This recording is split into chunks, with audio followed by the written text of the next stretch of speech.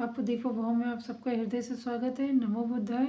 तो अपनी ज्ञान मार्ग की साधना को आगे बढ़ाएंगे और आज हम जानेंगे कि बहुत से लोग अपने दुखों का अंत करने या फिर दुखों से मुक्ति पाने या मोक्ष पाने के लिए या फिर जो पाप किए हैं उनसे छुटकारा पाने के लिए अजीब अजीब सी जगहों पे जाते हैं। अजीब अजीब कहने के मतलब कहीं पर्ची कटवाने जाते हैं, किसी की धूल पैर की लेने जाते हैं, कोई नाम जप करते हैं। तो मेरा यहाँ पे उनसे ये सवाल है कि आप किसी से पर्ची कटवा के अपना भविष्य दिखवाते हैं या फिर किसी की धूल माथे पे लगा लेते हैं या फिर मतलब बहुत सारे तरीके हैं लोग अपना कर।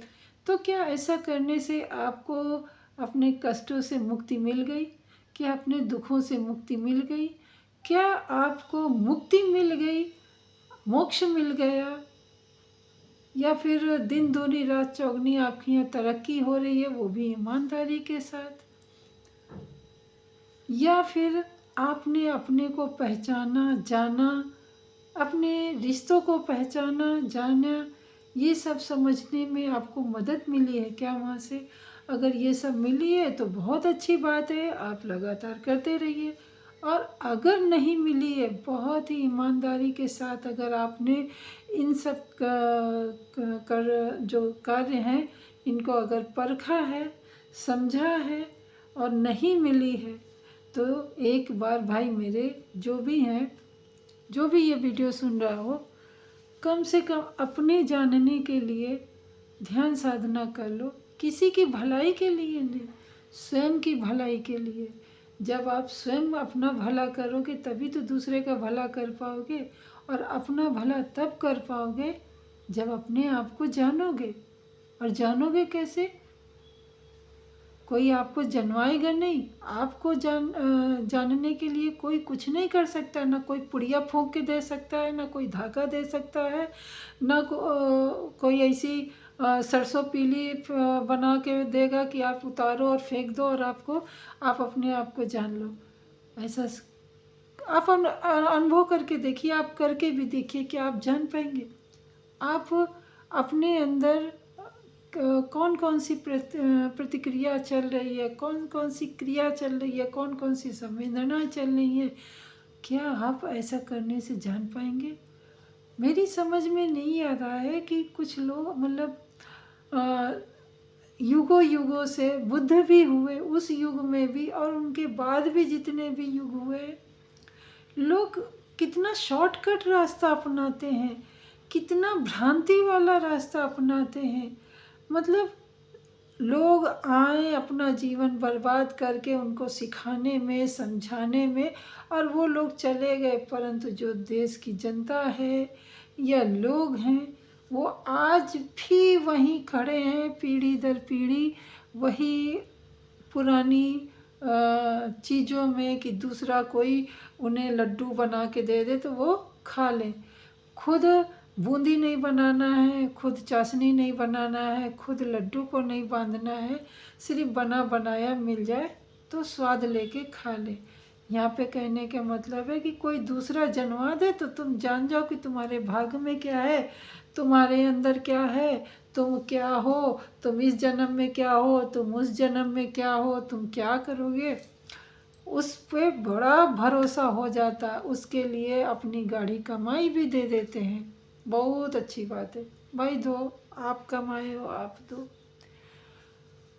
कहने का मतलब है। और अगर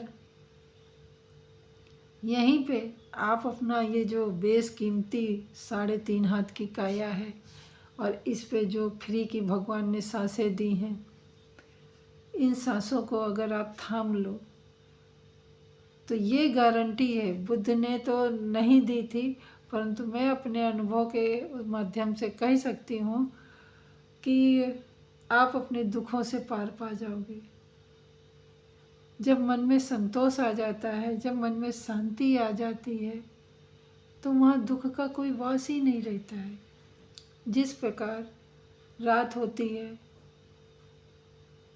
घर में या इस सृष्टि में अंधेरा छा जाता है, तो उस अंधेरे को दूर करने के लिए एक प्रकृति का ही वो रूप है, बोल लो, जो भी शक्ति है, ऊर्जा है, जो भी है, ईश्वर ने पूरे सृष्टि को, पूरी इस पृथ्वी को अंधियारे से दूर करने के लिए एक चांद दिया है, एक चंद्रमा दिया है, उज्ज्वल एकदम निर्मल स्वच्छ चांदनी शीतल, वो दिया है। और जो हम लोग जो जीव हैं, मानव हैं, वो लोग जो अपना छोटा छोटा सा घरौंदा बना के रखे हैं, रात होते ही घर के अंदर तो रोशनी नहीं आती है चांद की, चौखट से ही आती है, खिड़की से ही आती है, परंतु घर के अंधेरे को दूर करने के लिए कैसे आप लोग दिया जलाते हो। पुराने ज़माने में घासलेट आता था, मिट्टी का तेल जिसको बोलते थे गांव में, या फिर सरसों का तेल का दिया, जब इंसान तेल बनाना सीख गया तो तेल का दिया जलाता था। और जब तक उसको काम होता था वो दिया जलता था, उसके बाद वो दिया तेल ज़्यादा ना लगे इसके लिए वो दिया बुझा दिया जाता था कि कोई अनिवार्यता नहीं है तो क्यों तेल व्यर्थ में खर्च किया जाए। तब भी महंगाई थी। अब आधुनिक समाज में लाइटें हैं, बहुत सारी लाइटें हैं, रात के अंधेरे में भी चांद का कोई महत्व नहीं देता, क्योंकि आधुनिकता के कारण जिसमें बहुत सारी रोशनियाँ, बहुत सारे सड़क पे ट्यूबलाइट, बहुत सारे घरों में भी लाइटें, तरह तरह की लाइटें हैं, उससे अपना घर तो जगमगा लेते हैं, अपना शहर भी जगमगा लेते हैं। परंतु यहाँ एक सवाल है, क्या वो लोग जो शहर, गांव, घर, आंगन सब लाइटों से, कृत्रिम लाइटों से जगमगा रहे हैं, क्या वो वास्तविक ईश्वरीय रोशनी से अपने मन को जगा रहे हैं क्या? अगर सवाल नहीं में है तो कब जगाओगे? जब ये शरीर का साथ ना देगा या शरीर से छूट जाओगे? तो भाई मेरे, ये जीवन में अंधियारा आने से पहले, उम्र ढलने से पहले, अगर आप अपने सजग मन से सचेत हो तो अपने जो आने वाली जनरेशन है या फिर आपके घर में जो छोटे छोटे बच्चे हैं, कम से कम उनके मन में उजियारा फैलाने के लिए उनको ज्ञान का दीप जलाइए, उनको ध्यान की ललक लगाइए, जिससे कि वो अपने विवेक रूपी ध्यान में दीपक जला सके। क्योंकि जब मन में और हमारे विचारों का दिया जगमगाता है, उससे जो एक उज्जवल स्वच्छ प्रकाश उत्पन्न होता है, उससे हम तो लाभान्वित होते ही हैं, हम तो प्रकाशवान होते ही हैं, साथ में हमारा, हमसे जो जुड़ा हमारा परिवार है वो भी लाभान्वित होता है। फिर परिवार से आगे आता है हमारा पड़ोसी, मोहल्ला, फिर समाज, फिर देश, फिर जगत सारा, फिर सृष्टि सारी। तो एक आपके मन में ज्ञान का दीपक जलाने से कितनी जगह उजियारा फैलता है। एक जैसे एक दीपक जलाया तो एक दीपक से सैकड़ों, अरबों, खरबों दिए जलाए जा सकते। ठीक उसी प्रकार हमारा मन अगर जाग गया, हमारे मन में अगर ज्ञान का दीपक जल गया, तो सोचिए कितने सारे मन उजियारे हो जाएंगे और ना कोई दुख रहेगा।